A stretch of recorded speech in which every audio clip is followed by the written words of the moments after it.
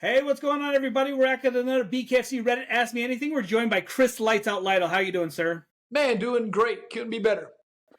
I can't lie, I'm a little nervous. Like I talked to all these fighters, but you were the face of BKFC. Like I actually have a little bit of nerves. Like you're, it's not that you're Stop it. intimidating. Yeah, I Stop just, it. Come on, it, man. Stop it.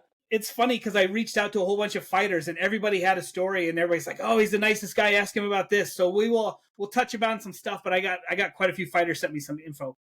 Okay, I'm going to start off with Little Ben. Little Ben from the BKFC, the driver. He wants to know where you think by the year 2030, do you think BKFC is the number one combat sport, or I mean, it's going to be hard to upset UFC, but I mean, do you think neck and neck or? It's hard to tell. It's hard to see what the people actually are going to want to see. I think they should be number one because I think really soon people are going to figure out how much more entertaining it is. This is the most entertaining, the most exciting, the fastest paced. I'm not gonna lie. I watched the last UFC, not the last one, the one before that, right after we had our Denver and we had all knockouts. Sure. And I watched theirs just like the free ones, and man, it was boring. I mean, a lot of people were getting takedowns and holding. The ground. That's the problem with the ground anymore. It's gotten so good. People are so skilled on the ground. Sure. People hold people down. I mean, what do you get? A couple like rear naked chokes. I mean, you don't get any really crazy good submissions very often. It's rare. Sure. So I think people just gotten too good there, and then it slows the pace down. It's a good way to win, not a good way to entertain. So I think you get a lot of that, and I think we're way more entertaining. I think if you're a hardcore fan, you might like them better because you like all the aspects. But if you just want to see some good violence, I think you're going to like us. So I think the masses will probably like us quite a bit. So I can see us being right there at the top.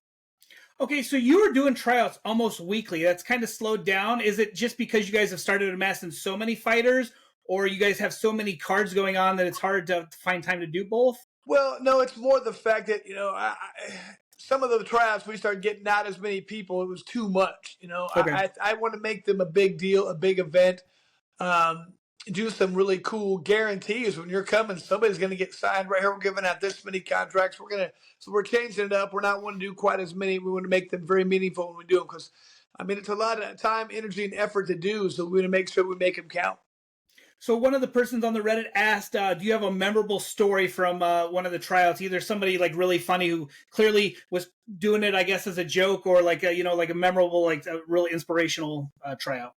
And I'm just amazed at, I've had people show up for the tryouts. A guy flew from Australia to be in a tryout. Oh wow! I had people come across the country. I mean, it's to me, I'm just like, dude, you really want this. So that's amazing to me that we're having people. I mean, how people realize I've been to Australia.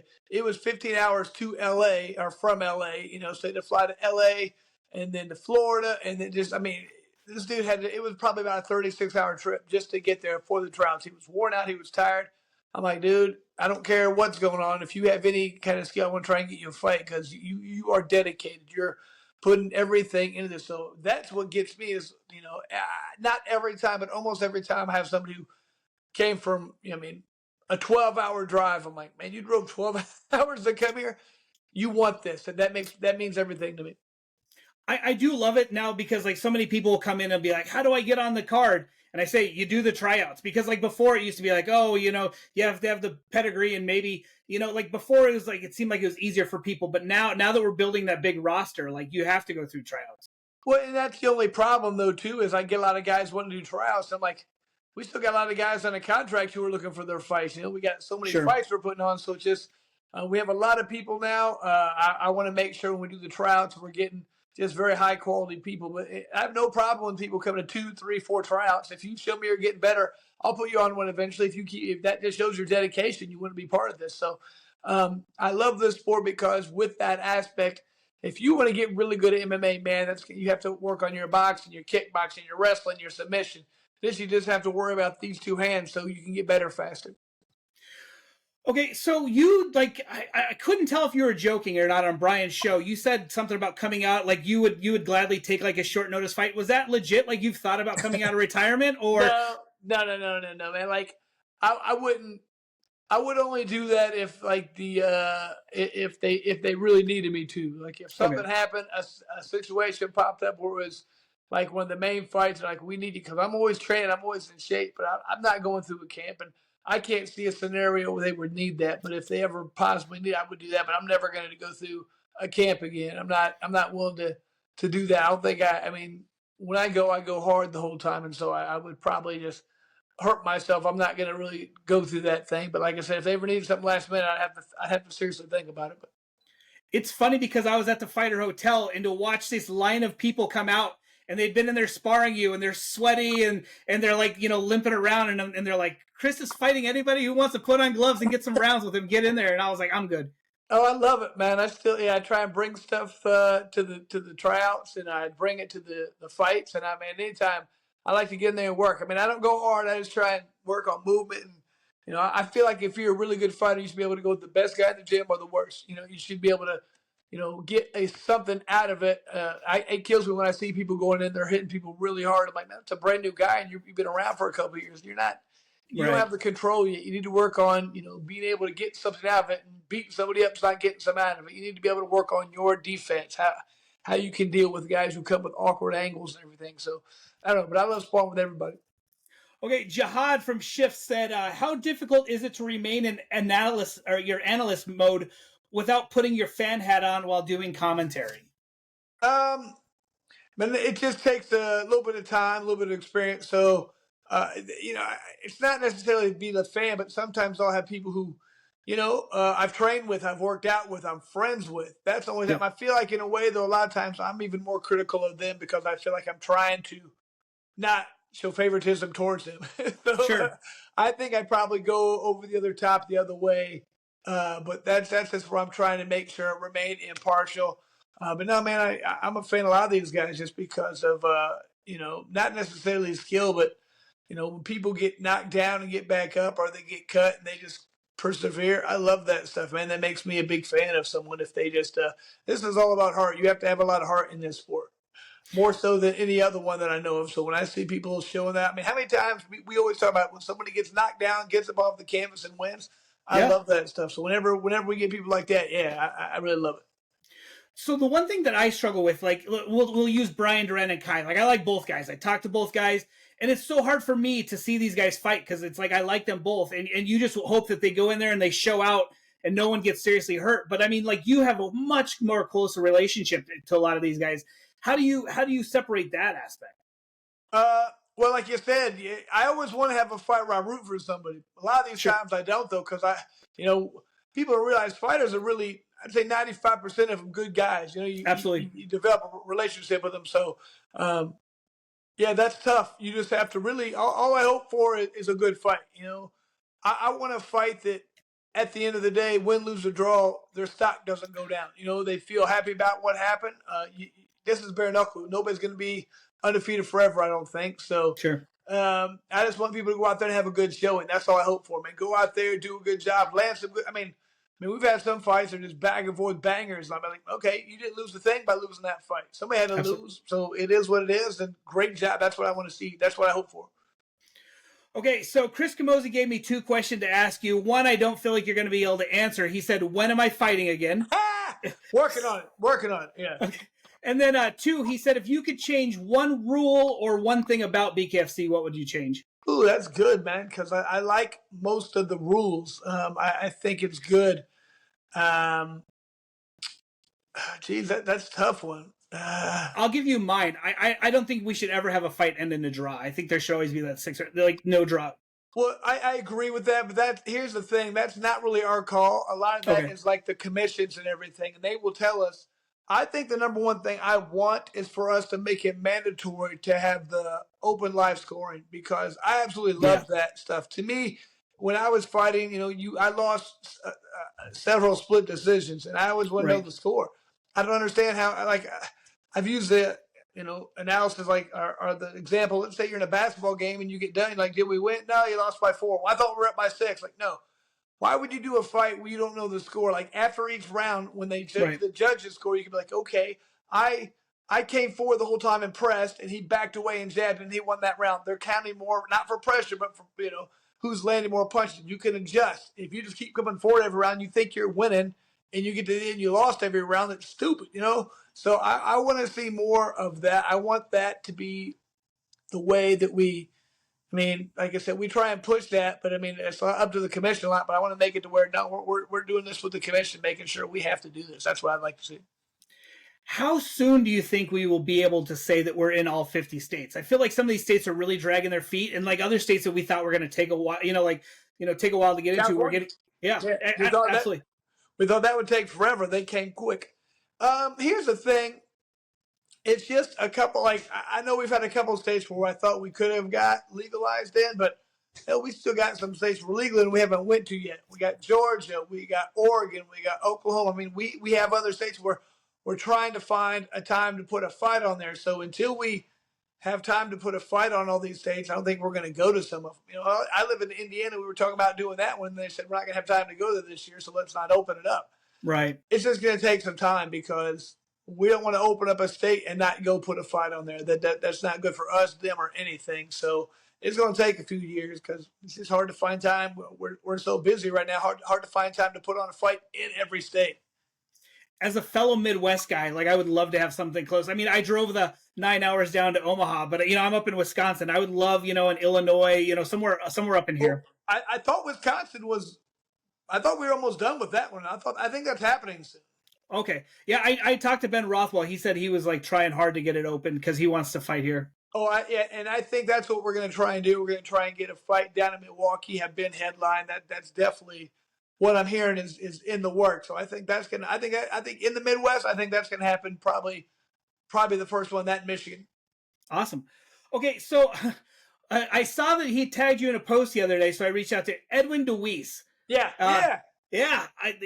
He's such a nice guy. I remember playing, like, it's funny to talk to you guys that I used to play on a video game, and now I talk to you guys. Okay, Edwin was like, he's like, Chris was such an awesome guy on Tough. He said that if it wasn't for you, he probably would have starved to death on that show because he didn't know how to cook for himself.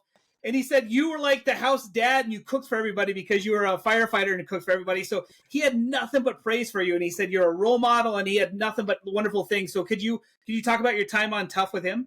Dude, I loved it. I met Edwin once before that. We got on there and we were buddies the whole time. So it was a great guy. I want nothing for the best for him. So I'm glad to see. I'm hoping maybe one day I can get him fighting for us. We're working on it. I'd love to see Edwin fighting for us. But no, man, I was pretty lucky. Everybody on that season was a pretty, I got along with everybody, but Edwin was one of my guys who, I had a legitimate and genuine friendship with, and that's persisted ever since. So, no, he's about as good as it gets, man. But no, I remember it was funny. I remember he was first day. I could tell it's like his wife always cooked for him because he's like, how do we make one of these grilled cheeses? I was like, oh, Jesus, you better just sit back. I got this. Let me cook because you got to go burn the house down.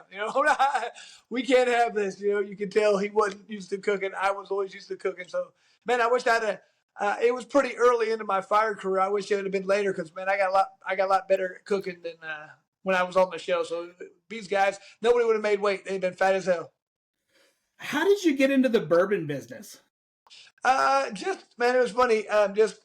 Of course, I like to drink bourbon, so okay. I remember one of my friends, he owned a bar, and he trains jiu-jitsu, so we'd go and we'd roll and we'd work out, and we'd go by his bar, and he would always have a couple of taste this, taste that. And sure. One day we're sitting there where I think it was a nighttime, and we probably had a little bit more than normal.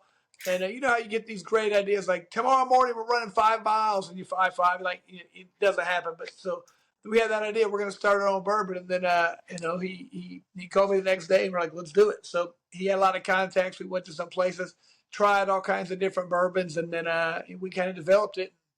It's been a fun little project to go out and do. I'm liking it. It's fun. And I feel like it's a great, like, long-term investment. Like, I mean, like, bourbon's like taken off. Like that's, and to be able to say like you're sitting, and it's, your product never goes bad. It just gets better every year. So, I mean, like every year it's going to get better. Well, and it's a good product, man. If you've had it, I went around tasting everything, and this is what I like. We reverse engineered it, came back and made, with the high rye content, the corn content. So it's my recipe, but I freaking love it. 100 proof and it's strong, but it's very smooth. So if you like bourbon, I think you'd like it. I got to try some. Yeah, hopefully I'll have to find some up here in Wisconsin. Okay, So Sean Strickland had a lot of words for you. You had words for him. Is that died off? Like, did he ever respond to you? Like, did that Nah, he just? never. Man, I mean, I was hopeful he'd get knocked out, but I knew he's probably going to win that fight. I mean, Costa's just. I mean, I don't know. I think he's done. He started off great in his fight career, UFC career, but I don't know, man. Like he was disinterested in that fight. I don't know what's going on, but I mean, Strickland. He's going to wait for his title fight. I get it. He's Sure. just a loudmouth who just likes to say crazy stuff. I don't think he has no idea really what he's talking about, but he doesn't care. He just gets the more crazy stuff he says. Maybe he's just like that all the time. I don't know. I just don't like the way he. I don't know. I just don't like the way he does things, and just seems like a prick. And the way he, I remember saw him sparring that like YouTube guy or Oh whatever, yeah. beat the crap out of him. I'm like, man, I don't care unless that guy is talking about your family. That's kind of messed up, man. I mean, you don't do that to guys. You don't beat guys up like that in sparring in the gym, in my opinion. You're just a prick. So. Okay, so you fought over in England. Did you? How was the atmosphere? Was that compared to BKFC? Have you tried to implement any? Like, did you like anything over there that you told Dave that maybe you guys could bring in? Or No, I mean to be honest with you, I like it way better here. okay, Just because when I first went there, you couldn't even fight in the clinch. You know, right, you hit them, they tie you up, and I was like, I got in trouble for actually trying to hit in the clinch. Like, no, break, you can't do it. I was like, man, this guy's just grab me whenever we get close. And 20 seconds when you knocked him down, they got 20 seconds to get up. I mean, yeah. I I love the environment here way better. I feel like the fans are more engaged. I feel like it's a better pace. I feel like it's more entertaining. I mean, I think all around here it's just better, man. So there wasn't really the only thing. Hell, even when I went there, my knuckles were wrapped, so it wasn't even really bare knuckle. It was no gloves Right. fighting. So I was like, all right, whatever. I didn't know the rules, so I just did whatever they told me to do at the time. But it was I think the atmosphere here is much better. The rules are better. Everything is set up much better. Okay, so Jared Warren, another famous firefighter for the BKFC, he would like to know if you have a funny like dinner story, like firehouse story that you could tell. A dinner story? I guess he said like you guys do like lots of big meals together and like Oh play yeah. practical. Yeah. I can't think of any funny dinner story from anything right now. What I'm thinking. He just said you guys are giant practical jokers and like you guys are always playing pranks on each other. Yeah. Yeah. Okay. There's always good stuff like that going on. Let me think here. Are you still doing the firefighting? Like what you're thinking? I retired about 8 months ago. Okay.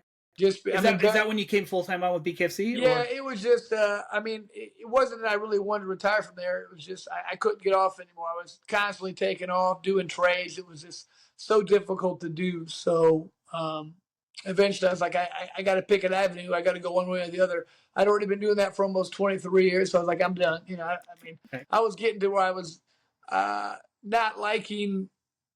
Not like I still like the firehouse. I like being there, but like a lot of the people, the bronze were starting to get to me. Just be like, you see a lot of the same people doing a lot of the same stupid things day in and day out. You're like, man, why do you? I'm going to be back here in 3 days. Quit doing stupid things, and you start losing your empathy for them. And once that happened, I was like, I got to get out of here because Right. when you stop feeling bad for them, that really sucks. You know what I mean? So I don't know. Cool. All right, that's about all I got for you. Is there anybody you'd like to shout out? I mean, other than your bourbon, like any sponsors or any? Do commentaries have sponsors? Like I don't know, like what this. No, I'm not really having any sponsors right now. Just trying to pimp out the lights out bourbon, man. If you around, that's fantastic stuff. Try it out. 100 proof, nice and strong. Besides that, just really trying to push. Everybody here is already paying attention to the BKFC if you're looking at, or just going to be listening to this. So just get everybody to listen and pay attention. I don't care what anybody says. This is more entertaining than any other combative sport or any other sport. I don't watch like basketball, football, any of that stuff anymore. I mean, like, oh yeah, who's at the NBA Finals? Couldn't care less. I don't know who's playing in that. I guess it's a Celtics inside of whatever. Right. I used to pay attention to a lot of different sports, and they just don't do it for me anymore. So pay attention, watch, come to the tryouts if you want. It's gonna be good. You know what's interesting? So we do parties for all the BKFCs, and we would do MMA parties. and all the women would always, go talk, and guys would be watching. When we do the BKFC parties, everybody's glued to the TV. There's no Yeah. like, oh, we're gonna go out here. Everybody's watching the TV, and it's so action packed. I love it. Well, the good thing is you have a fight. A lot of them last 2 rounds and it's over. So then you probably have about 10 minutes in between. Sure. We gotta. I mean, we go right fight to fight, but I mean, you're going to get a few minutes where we have the walkout, the entrance, so people can talk, have their drinks, do whatever, and then the fight's on. Boom, you're right back into watching. So I love our product. I couldn't be happier with what we got going on. I lied. I have one more question. So Kai made Brian Duran absolutely upset the other day. Has one of your opponents ever made you that mad, or you ever made one of your opponents that mad? Like, it can't be good for you mentally. Like, it's hard to like calm down, and it's a bunch of nervous energy. Like, any experience like that? Yeah, I try to make sure I always maintain. I mean, a level head. So that is definitely a technique that a lot of guys use. They think if they can get into your head, it's going to get you to fight different, to open up holes, is to go wild. And some people do. You have to know your opponent. Some people, I always say, like, when you fight George St. Pierre, you better be nice to that guy, because if you're nice to him, he puts a lot of pressure on himself. I got to perform. But if he can focus on taking you out, remember guys like Koscheck really talked a bunch of trash. He beat the brakes off him. You know what I mean? Sure. So some people step up when they're in that position. Some people fold. You have to know your opponent. If you think it helps to get in their head, do it. But if not, you better know your opponent, because if it makes them a better fighter, that's a tougher night. That's a big mistake. I never really did that. I always felt like there's enough pressure here, and you got to understand. I grew up when I first started fighting big. It was in Japan. Different mentality. You have to. I mean, at least the organization I was with, it was a lot about respect, honor, loyalty. You didn't go out there and do that type of stuff. That kind of came later. I was in a different era, so that was kind of my mentality the whole time. This is a martial art. This is about respecting your opponent, coming out and showcase it. The fans will love you if you do that. Not quite the same thing, in American UFC. So, but I was already kind of ingrained in thinking that way, because that's kind of how I started. So it's just a little bit different for me. Awesome. Well, thank you so much for your time. You gave my son one of your bullying books. Like, if people wanted to get those books, can they reach? Are they for sale anywhere, or? Yeah, hit me up on Instagram, Chris Lights Out Lytle, and I'll make sure I get one out to you, man, and try and make sure.